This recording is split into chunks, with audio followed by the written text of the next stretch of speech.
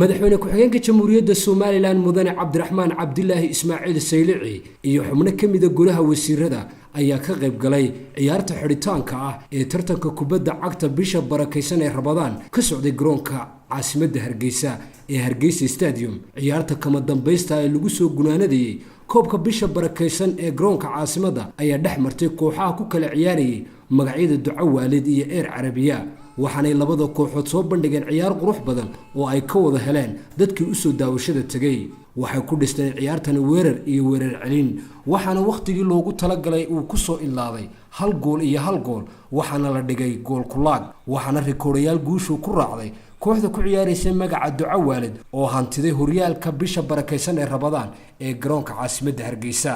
waxaana labada kooxood iyo ciyaartooyadii kaalmaha wanaagsan ka galay tartanka la guddoonsiiyey abaalmarino qiimo badan. madaxweyne ku-xigeenka jamhuuriyadda Soomaaliland ayaa kooxda horyaalka noqotay iyo kooxda kaalinta labaad gashay koobabkii ku guuleysteen gacanta ka saaray. biladaha kale waxaa bixiyay wasiirka dhalinyarada iyo ciyaaraha Soomaaliland.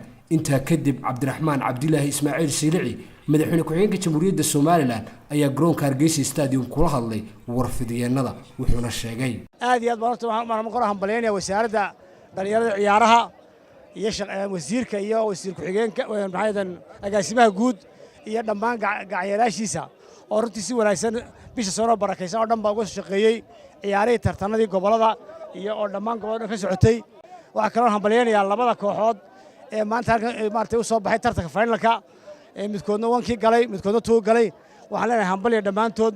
waxaan leenahay dhammaan ciyaartooyda dhalinyarada Soomaaliland ee soo socota in ciyaartu tahay caafimaad, inay tahay sharaf iyo waxba isbarasho iyo ummadda isdhex gasha iyo in walba ku fikiro sidoo maanta gobolkiisa ama naadigiisa ama kooxdiisa oo maartay u horumarin lahaa.